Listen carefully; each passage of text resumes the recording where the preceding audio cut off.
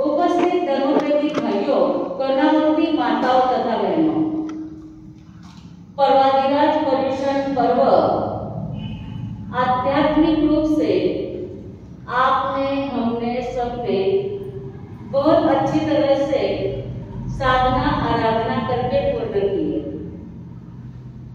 पर्युषण के पहले हमारा विषय चल रहा था मेरी भावना, जिसने राग द्वेष कामादिक जीते सब जग जान लिया, सब जीवों को मोक्ष मार्ग का निस्पृह को उपदेश दिया। जिसने राग द्वेष कामादिक जीते, राग द्वेष और काम को जीत करके जिन्होंने सब जगत जान लिया, सब जग यानी संपूर्ण जगत को जान लिया है। संपूर्ण जगत कितना बड़ा है? संपूर्ण जगत कितना बड़ा है? आपको पता है कितना बड़ा है? हम जहाँ रहते हैं उस स्थान को क्या कहते हैं? भरत क्षेत्र कहते हैं। अच्छी बात है। आध्यात्मिक रूप से तो आपको आ गया भरत क्षेत्र, मुझे लगा आप कहोगे हम जुन्नर में रहते हैं, परंतु आपने अच्छी तरह से कह दिया भरत क्षेत्र में रहते हैं। परंतु संपूर्ण जग कितना बड़ा है? जिस लोक में हम लोग रहते हैं, लोक और अलोक, लोक का तो प्रमाण है, लेकिन अलोक वह कितना बड़ा है उसका कोई सीमा ही नहीं है। उसकी अनंत अनंत आकाश है, और जहाँ पर मात्र एकेंद्रीय जीव ही रह सकते हैं, बाकी त्रस जीव की वहां पर कोई भी उत्पत्ति नहीं है। त्रस यानी चलने फिरने वाले कोई भी जीव रहा नहीं है, वह है अलोकाकाश। और अलोकाकाश के बीच में हमारी पूरी दुनिया एक शून्य आकार की है, राउंड में शून्य आकार की, और उस शून्य के मध्य में जो एक बिंदु है वह है लोक। एक बिंदु जितना दिखता है पर वो कितना बड़ा है? आप कहोगे कितना बड़ा है, जानने की क्या जरूरत है? परंतु हम धर्म ध्यान करते हैं। सबसे पहले छोटे से छोटे बच्चों को आप क्या सिखाते हो? क्या सिखाते? बोलो पढ़ते हैं नवकार मंत्र। नवकार में जग आता है कहीं पर? नवकार में दुनिया आती है क्या कहीं पर? आती है, क्यों नहीं आती है? नमो लोए सब सावनम, नमो लोए सब सावन। लोए यानी लोक, लोक में जितने भी साधु संत है उन सब को मेरा नमन हो, नमस्कार करते हैं सभी को। तो लोक क्या चीज है वो ही नहीं जानेंगे तो नमो लोए सब सावनम कैसे जानेंगे? इसलिए लोक कैसा है वह जानना बहुत ज्यादा जरूरी है। और जिसने जान लिया है, सब जग जान लिया, मेरी भावना की एक लाइन है, सब जग जान लिया। जिन्होंने राग द्वेष काम को छोड़ दिया है वो ही सारे जग को जान सकते हैं। इसलिए सबसे पहले हमें क्या करना है? राग द्वेष और काम को छोड़ना होगा, यानी 5 इंद्रियों के 23 विषयों को छोड़ना होगा, तब जाकर के हम लोग को जान सकेंगे, जग को जान सकेंगे। ये जग कैसा है? तो जो अलोकाकाश के मध्य में लोकाकाश है। लोक कितना बड़ा है ये तो आपको पता ही होगा ना। लोक कितना बड़ा है, उसका हाइट कितनी है लोक की? आपने कभी कोई आध्यात्मिक किताब खोलकर देखी हो तो उसमें जैन तत्व प्रकाश ही देख लो, ज्यादा दूर जाने की जरूरत नहीं है। जैन तत्व प्रकाश में लोक का आकार बताया है। आप थानक में भी दिन भर देखते हो ना, ये भाषाएं में जो बताया गया है, सिंहासन के दोनों साइड में ये क्या है? लोक है ना। ये लोक का आकार कैसा है? नीचे एक पंक्ति यानी ऊंधी रखी हुई पंक्ति, आपको क्या दीपावली में आप लोग पंक्ति लगाते हैं,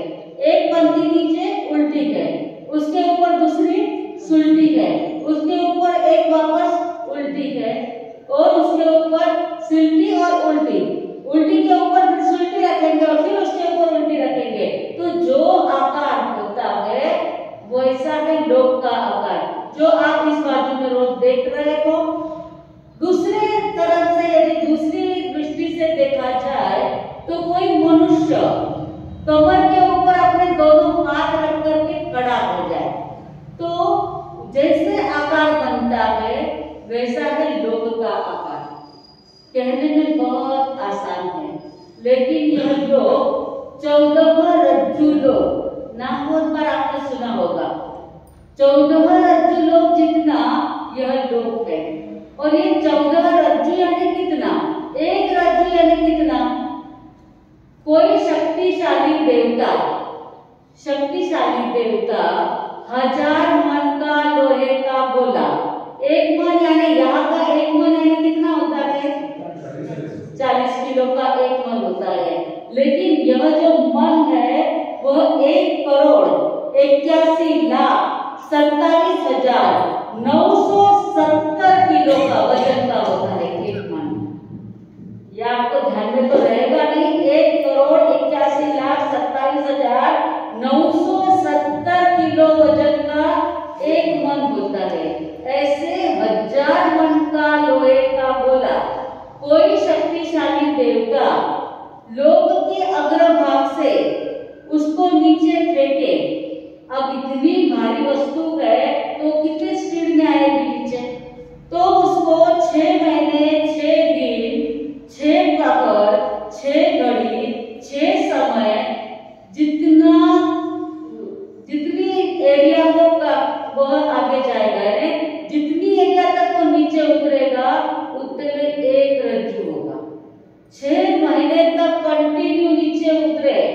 एक साधा पत्थर भी 20वें माले से नीचे फेंका हो तो कितनी देर लगेगी उसको आने में? एक पलकारा झपके तक तो नीचे आकर के गिर जाएगा। तो इतना भारी लोहे का गोला नीचे आने में कितने स्पीड से आएगा? तो भी 6 महीने 6 घंटे के अंदर वो मात्र एक रज्जु जितना ही नीचे आ पाएगा। ऐसे 14 रज्जु जितना ये लोक है जहां पर आप हम रहते हैं वो तो बहुत ही छोटा है। 7 रज्जु नीचे जो 7 रज्जु है उसमें तो नारकी के जीव ही रहते हैं। उसके मध्य भाग में एक बिंदु जितना हमारा जम्बूद्वीप दिखता है और उस जम्बूद्वीप में हमारा भरत क्षेत्र भी वापस 5 है। इतना सूक्ष्म रूप से हम देखेंगे तो हमारा नंबर कहाँ पे आता है? दिखने में एक बिंदु जितना, लेकिन उसमें भी असंख्य द्वीप है, असंख्य समुद्र है, परंतु मनुष्य सृष्टि मात्र 2.5 द्वीप नहीं है। 2.5 द्वीप के अंदर मध्य भाग में 1,00,000 योजन का जम्बूद्वीप है। मध्य भाग में 1,00,000 योजन का जम्बूद्वीप है। उसको गोल राउंड फिरते जम्बूद्वीप के राउंड में 2,00,000 योजन का लवण समुद्र है। फिर घाटकी खंड द्वीप है, फिर अर्ध पुष्कर द्वीप है, समुद्र द्वीप। ये असंख्य है, असंख्य द्वीप और असंख्य समुद्र है। और उसमें हम मात्र एक भरत क्षेत्र में रहते हैं। वो भरत क्षेत्र भी दक्षिण भारत में ही हम रहते हैं। उस दक्षिण भारत में भी भारत के महाराष्ट्र में हम लोग रहते हैं और महाराष्ट्र के भी एक छोटे से गांव में हम लोग रहते हैं। हमारी जो लोक के ऊपर देखने की दृष्टि है, लोक का चिंतन क्यों करना चाहिए? एक बार सुकरात जो एथेंस का ग्रीक की राजधानी जो एथेंस थी, उस एथेंस के अंदर वो सुकरात रहता था।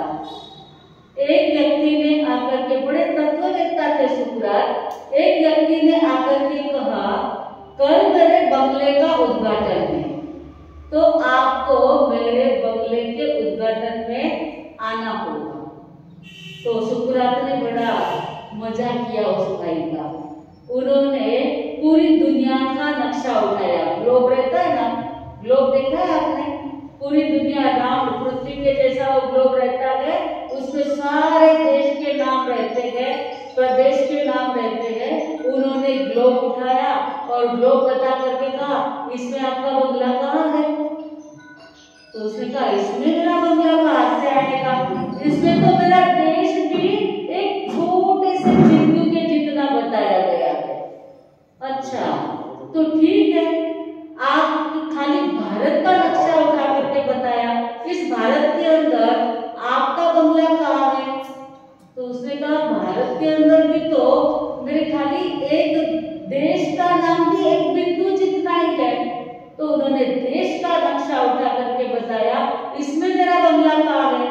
बोले इसमें तो मेरे खाली गांव का नाम है, मेरी गली का भी नाम नहीं है।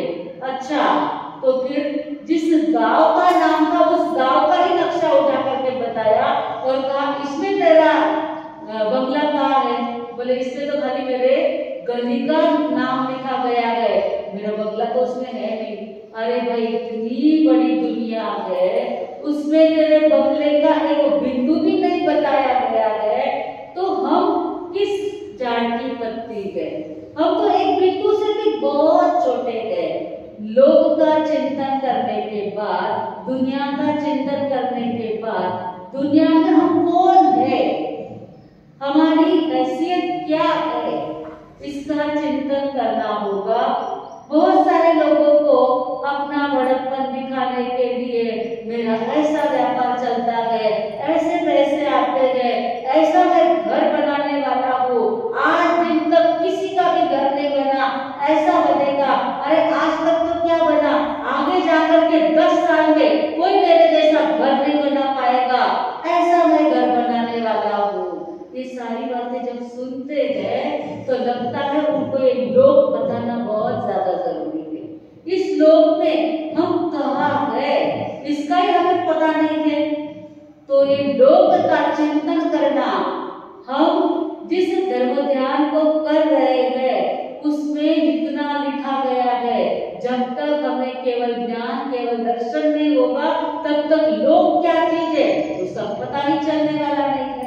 लोकस्य उज्जयते, लोकस्य में क्या आता है कि नहीं, लोकस्य उज्जयते, लोक को उद्योग करने वाले धर्म तीर्थ, जिन्हें धर्म तीर्थ को जिन्होंने स्थापना की है, ऐसे तीर्थंकर परमात्मा की जिसमें स्तुति की गई है, ऐसे 24 तीर्थंकर परमात्मा जिसमें बताया गया है, ऐसे लोक का नाम को, लोक को उद्योग करने के लिए लोकस्य में भी आ जाता है।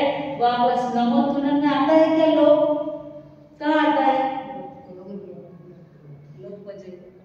लोक पज्जोय कराना, लोक ज्ञानम, लोक परिवानम, लोक पज्जोय कराना, लोक का हित करने वाले आपको और हमको क्या बनना है?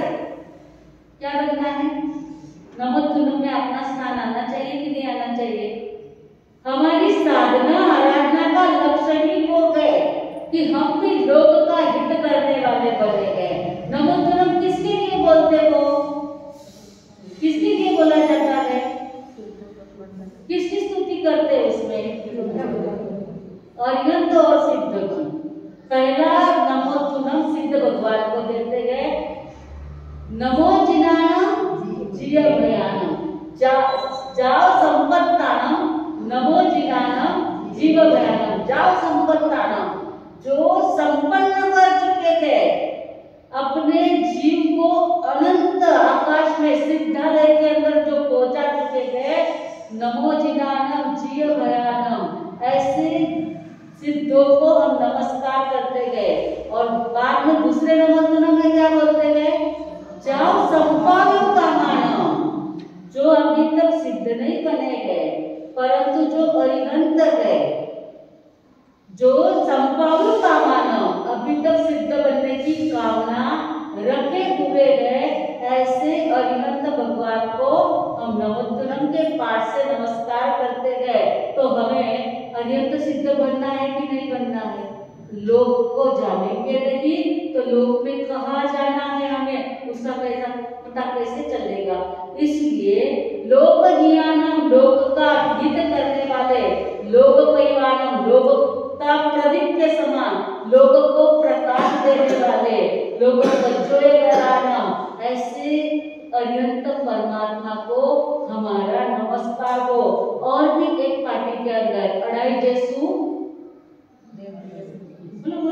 अढ़ाई जेसु दिवस समुदेशु 15 कंभभूतेषु। हम कहाँ गए? अढ़ाई जेसु, अढ़ाई द्वीप के अंदर हम लोग थे।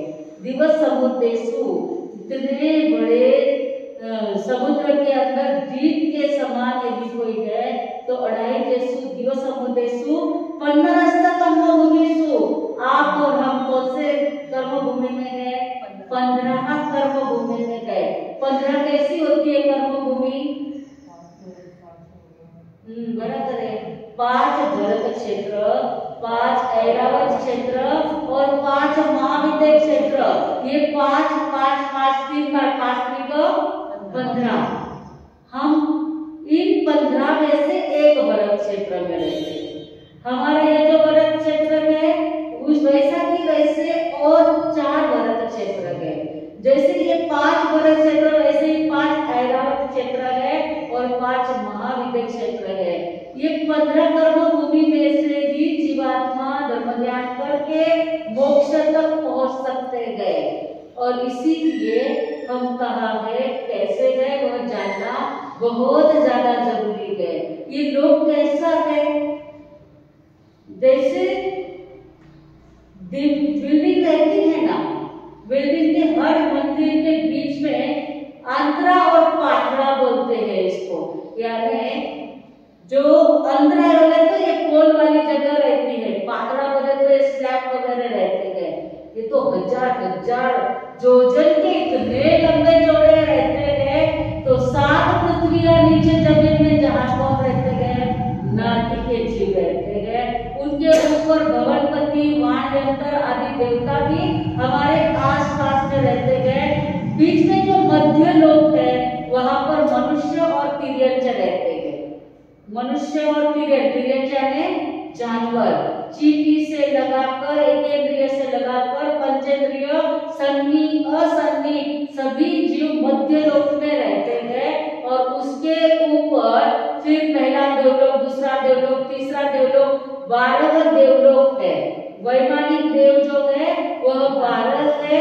उसके बीच में 3 किलबिशी देवता भी रहते हैं। उसके ऊपर 9 प्रेरक देव रहते हैं। उसके ऊपर जाकर के फिर अनुत्तर विमान के 5 देव रहते हैं। 5 प्रकार के अनुत्तर विमान के देवता है। और उसके ऊपर सिद्धशिला है, जो लोक के ऊपर ऐसी बिंदी है ना, उसके ऊपर डॉट डॉट किए हुए हैं, तो वो उसके ऊपर सिद्ध भगवान रहते हैं। हम अभी बीच में हैं। बीच में से नीचे जाना है या ऊपर जाना है? नीचे क्या है? घर है। और ऊपर क्या है? ऊपर कैसे उठा जाता है? पतंग को यदि पत्थर बांध दिया तो ऊपर उठती है क्या? नहीं उठती है। लेकिन पत्थर एकदम हल्की पतंग हो तो वो उठती है कि नहीं उठती है? फिर शरीर से हल्का होना है या कर्मों से हल्का होना है? आज शरीर से हल्का बनने के लिए जिम में जाते हैं, डाइटिंग करते हैं, खाने पीने का ध्यान रखते हैं। लेकिन आत्मा से, कर्मों से हल्का बनने के लिए क्या पुरुषार्थ किया जा रहा है? ये दुनिया कैसी बनी है, इसके ऊपर बहुत सुंदर एक भजन कहा गया है। पानी जो घनवा यानी घट बना हुआ, जैसे बर्फ जैसा रहता है ना, वैसे रहता है। उसके ऊपर हवा रहती है, हवा पानी, फिर उसमें जीव, फिर हवा पानी, घटवा, तनवा, ये नाम बहुत बार आपने सुने होंगे। लेकिन वो सब जानने के लिए बहुत डीप में जाना बहुत ज्यादा जरूरी है। तो ये लोग कैसे बना है, एक ऐसे ही कवि ने बहुत सुंदर बनाया है। ये दुनिया कैसी बनी है और इसमें तो कोई अन्य बनाने वाले को कहा है, पर हमारे में कोई बनाने वाला नहीं है। अब जैन दर्शन क्या कहता है? ये लोग अनादि अनंत काल से है, अनादि अनंत काल तक रहेगा। लेकिन पर्याय की दृष्टि से जब जब कुछ परिवर्तन आता है तो बदलता जरूर रहेगा, लेकिन इसका संपूर्ण नाश कभी भी नहीं होगा। तो ये दुनिया कैसी है उसके लिए कहा है कि ये दुनिया बनाना और बना के फिर चलाना बस उसी का काम है। बड़ा जबरदस्त उसका इंतजाम है, हो बड़ा मजेदार इसका इंतजाम है। रात को ही रात पर बात को प्रभात, शाम को ही शाम है। बड़ा जबरदस्त इसका इंतजाम है, हो बड़ा जोरदार इसका इंतजाम है। जल पे है स्थल, जल पे है स्थल और जल पे आसमान है, फिर भी एक दूजे पे न बोझ के समान है। गजब का ये जहान है, दिल कमरे का मकान है। गजब का ये जहान है, दिल कमरे का मकान है। जहाँ का एक एक कण इसका गुलाम है। बड़ा जबरदस्त इसका इंतजाम है, हो बड़ा मजेदार इसका इंतजाम है। सूर्य चंद्र तारे, सूर्य चंद्र तारे अपना धर्म से न टल सके। इंसान की मजाल क्या जो इनका भ्रम बदल सके। एक फूल भी खिले नहीं, एक पत्ता भी हिले नहीं। एक फूल भी खिले नहीं, एक पत्ता भी हिले नहीं। सारे जगह की इसको हाथ में लगाम है।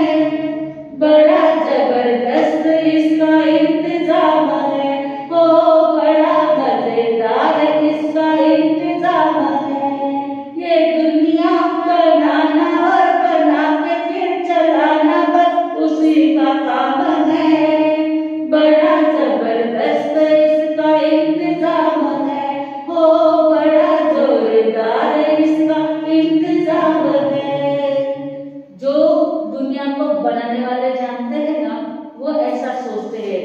बाकी जैन दृष्टि से ये दुनिया अनादि अनादिकाल से रहेगी और पहले भी रह चुकी है। इसका परिवर्तन कोई नहीं कर सकता है। इस पृथ्वी के ऊपर सूर्य चंद्र आदि ग्रह नक्षत्र तारा घूमते रहते हैं। ऐसा लोक का चिंतन किसने किया और उससे किसने अपने आत्मा का उद्धार करके मोक्ष प्राप्त किया, यह अवसर होगा तो बाद में देखा जाएगा। बोलो महावीर स्वामी भगवान की। आज के पचकान एकासना उगेश्वर एकाशनम पचके तिरंते आदमाश्रम कैवल साइवम वणत्थागेन सहस्राकरण महत्ताकरणम एक टम उपरांत दिव्याते पचकान ओ श्रे तपस्या करने वाले को धन्यवाद। आयन उपवास और कोई पचकान ले लेंगे मंगल का। आज के सामूहिक पचकान भोजन के पहले 5-5 नौका मंत्र गिनना। भूल जाओ तो 11 नौका मंत्र दिन भर में कभी भी गिन लेना। उपयोग से पचकान ओ श्रे रेगुलर 27 दिन तक ये जाप चलता रहेगा। जिसको जिसको भी जाप की प्रभावना देने का भाव हो, उन्होंने अपने अपने नाम कल से स्टार्ट कर देना। पहला नंबर किसका लगाना है? झट से हाथ ऊपर करो।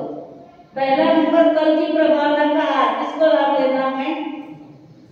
बोकड़िया परिवार सुभाष भाऊ दूसरा नंबर अशोक भाई। लेडीज का नाम क्या आता नहीं मेरे को भाई, कोई नाम आता है ज्यादा।